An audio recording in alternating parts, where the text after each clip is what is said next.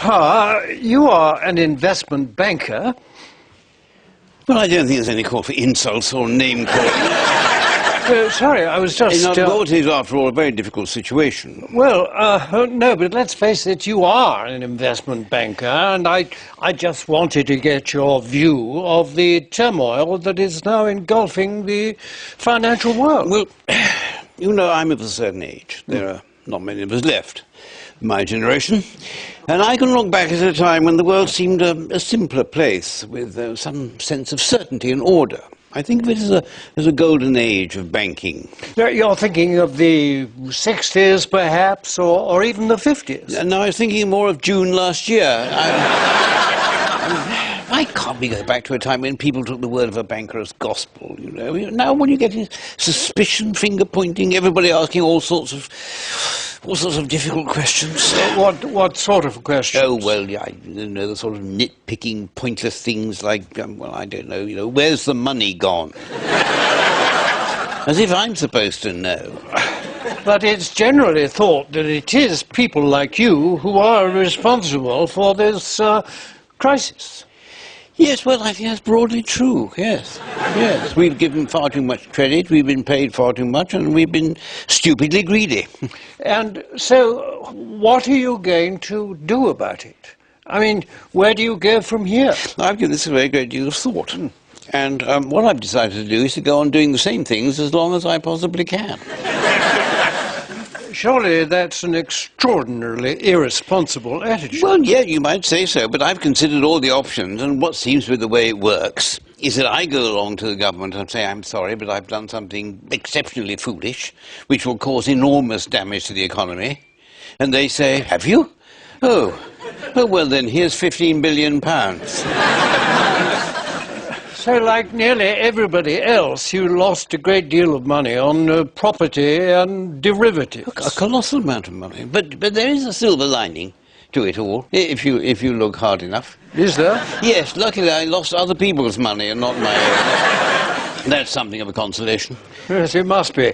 So, you're all right, personally? Well, you know, over the last decade or so, it's been very up and down. Sometimes I've had good years. Sometimes I've had incredibly good years. But with the best will in the world, it's impossible to spend the amounts I've earned, so I've still got quite a lot of it left. If other people had done what I did, they wouldn't be moaning about their food going up. Yes, many people would say that it is those who can least afford it that will suffer most from your mistakes. Those with mortgages and credit card debt and the lower paid. Well, I think it shows extraordinary lack of gratitude by these people for what we've done. I mean, if it hadn't been for us, City of London would be just a pathetic backwater instead of the financial centre of the world.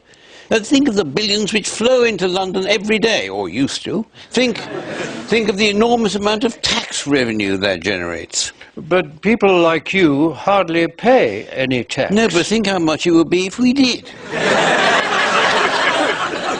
But haven't people in your world insisted on light regulation by the government and a generous tax regime? In 2002, Gordon Brown cut the capital gains tax on business assets held for 2 years from 40% to 10%. Yes. If you were a partner in a private equity firm making millions out of deals, these millions would be taxed at 10%. In effect, they would be paying income tax at 10%, while their office cleaners were paying 20%. Yes, as often said, but it's very simplistic. A lot of private equity partners weren't paying anything like 10%. No? No. A lot of them were paying 5%. Some of them were paying nothing. In 2006, there were 52 billionaires in this country. 32 of them didn't pay any income tax at all. Well, why did the government go along with this? Because the private equity firms went to them and threatened to move their businesses abroad. And the government said, please don't do that, we want you to stay here. If an office cleaner went to the government and threatened to go and clean an office in the Cayman Islands, the government would say, well, piss off then. George Parr, as an investment banker, why are we so poor when last year we were so rich? Well, of course, I still am rich. Indeed. But I take your general point. Partly it's to do with the business cycle. The business cycle. Now, how does that work? The market is a very sophisticated mechanism. Sometimes it goes up and sometimes it goes down. When there's more greed than fear, it goes up. When there's more fear than greed, it goes down. So you're saying the banks have been too greedy? Oh, no, not at all. Not at all. The opposite is the case. The banks have always been noted for their public spiritedness, for having the interest of the poorest in mind. Have they? I must have missed that. Oh, no, certainly. Over the last few years, the banks have been saying to themselves, we've lent all the money we can to people who've got some assets and some prospects. How can we start lending to people who haven't got any money or prospects or any hope of paying it back? The banks were being compassionate, were they? Oh, very, very much so, very much. And of course, we can charge much higher interest to those sort of people. And a commercial bank will go to one of their poorest customers, say, I don't know, a single mother who hasn't worked for 5 years, who's constantly going over her credit limit, who's behind on her credit card payments, who can't keep up the mortgage. And then somebody will ring her up and say, how would you like us to lend you the money for a new conservatory? And what does she say? She says he's not sure about it. Why not? Because she lives on the 10th floor of a tower block. But the man at the bank goes on trying. And what you have to remember is these people are really desperate. The people in the tower blocks? No, the people at the bank. They're not paid very well, so they need their sales bonuses to make a decent living. So this woman gets a second mortgage. But isn't that terribly risky for the bank? Well, you'd think so, wouldn't you? And so would I, but then I'm not very good with figures. But I have some very clever chaps working for me who are, and they found a way around this risk. They came up with what's called securitization. And how does that work? It's absolute magic. The first thing is, it's no good for the bank just to hold on to a mortgage on its own. All it means is we get some pathetic dribble of interest every month for the next 30 years. It does absolutely nothing for our bonuses. You might not live that long. That's slightly unnecessary, if I may. I'm sorry. No, but you're right. So what we do is to take this mortgage, we put it together with lots of other mortgages and bits of debt, and pass it up into what is called a structured investment vehicle, or a collateralized debt obligation, and we sell it. The advantage of that being that we can book the whole lot straight away as a big profit, and that does wonders for our bonuses. And you don't have to wait 30 years for the money. Precisely. But a risky loan is still a risky loan, isn't it? Not if you pass it up with a lot of other loans, and some other loans are of good quality. If you do that, the bad loans somehow get better. All on their own?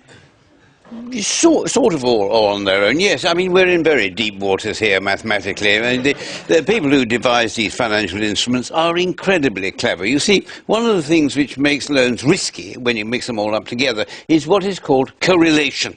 If one very risky loan is put in with a lot of other loans which are very much the same, it increases the risk. Because if one goes bad, the others are very likely to. Exactly. So we had to be sure there was very little correlation in the loans in a CDO. Such as there being a lot of subprime loans to American house buyers with no chance of paying them back. Yeah, well, of course, it's easy to see that now. But everybody in the market had confidence in it. Absolutely. Well, let me put it another way. Not everybody in the market had confidence in it. In fact, nobody did. The key thing is we all behaved as if we did. Didn't it worry you that you didn't understand these things, these CDOs or the formulas? Of course it didn't. In fact, it would have worried me if I had. Because if I could understand it, anybody could. Not just the quantification experts who worked for me. And if anybody could, then anybody could make billions like me. And where would that leave us all? So the point is you believed in these things. I believed in them. And more important, I believed that everybody else believed in them. I mean, it's like religious faith. You don't believe in the existence of God because it's obvious. You believe in it because it's mysterious. It passes our understanding. Certainly these things passeth my understanding. In fact, it hurteth my mind just thinking about it. Wouldn't it be better if there was some independent agencies which could help just set the price of these very complicated financial instruments? There are firms like Standard & Poor's and Moody's which put a credit rating on different forms of investment and get paid a fee. Who pays their fees? Whoever is selling the investment. Isn't there a huge conflict of interest there? I mean, surely there's a massive temptation for fraud. Giving a top credit rating to things which didn't deserve it. Well, certainly, when it came to these things like CDOs and SIVs, the agencies consistently gave AAA ratings to what the Financial Times called grotesque risk monsters. But I don't think fraud was involved. Well, why did they do it then? Well, the analysts who work for the credit rating agencies aren't very well paid. They get very small bonuses, so all the smart people left for the banks and the hedge funds. So, as the FT once again said, leaving second-rate employees to rate complex deals they didn't understand. So, you're saying it wasn't criminal, it was stupidity. Stupidity and incompetence, that's all. And that's something we can be very proud of. What happened to the system where a banker actually got to know the person wanting a loan and made a judgment about how risky the loan was likely to be? Isn't that a better way of doing business? Oh, my goodness, no, all that went out with the ark. You can never make any serious money doing things like that. And the market's far too big. Have you ever heard of credit default swaps? No, vaguely. Well, they're a very ingenious way of insuring against companies defaulting on loans. At the end of 2006, the market in credit default swaps was $54 trillion. That's two-thirds the size of the total global economy. And the point of them is what? To decrease the risk of a crisis in financial markets. Well, did they work? No. As it turned out, they actually increased the risk of a global financial crisis. So where did it all start to unwind? What happened? Didn't you have any inkling that something was about to go terribly wrong? Well, what everybody thought was it didn't really matter if things went wrong, or if we made mistakes, or if people defaulted on their mortgages. Why not? Because property values would go on rising and all the mistakes would be cancelled out. Now, I've been working in the city for 40 years, and if I've learned nothing else, and I have learned nothing else, there is an absolute rule that property values never go on rising forever. That's the rule. That's an absolute rule. They never have and they never will. Only a complete idiot would think otherwise. Right. Except that just this once we thought they would. But the American housing market began to collapse, and that affected all those complex financial instruments, the CDOs and the SIVs. Indeed, sales of asset-backed CDOs fell from $227 billion last year to less than $1 billion this year. Well, why did it happen so suddenly? Because some idiot somewhere asked a question that should never have been asked. Which was what? Which was, how much are these things worth? And then the whole thing unravelled. Yeah, it makes you weep, doesn't it? If they'd have kept quiet, things might have just gone on as they were. Oh, for the good old days. As an investment banker, how do you think we're going to get through this crisis? Well, it depends who you are. If you're holding a mortgage or if you're on middle to low income, then of course you're stuffed.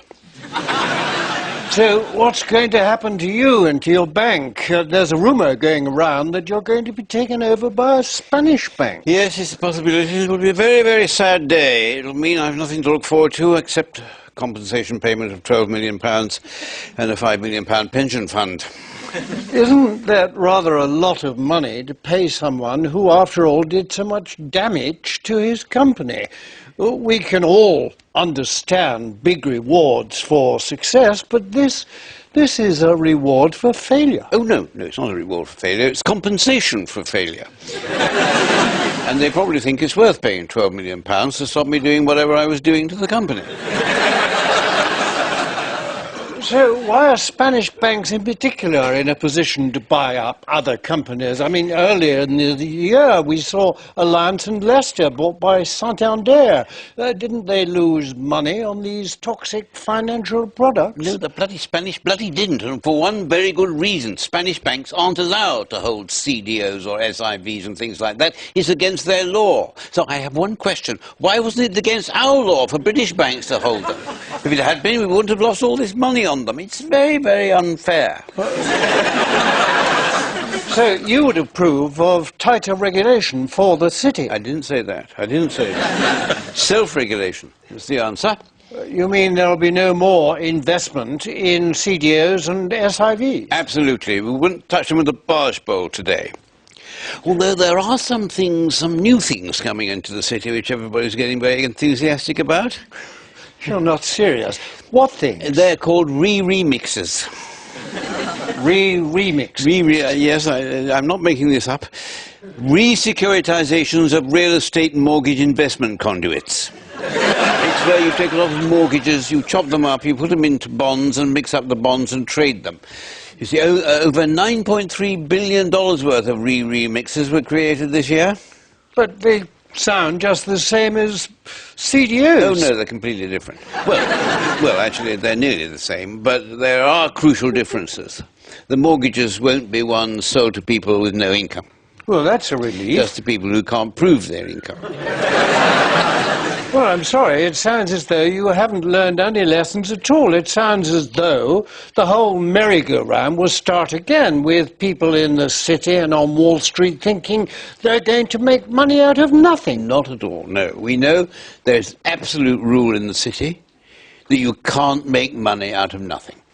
Never? Never, ever. Only a complete idiot would think otherwise. Except? Except just this once. We think we might.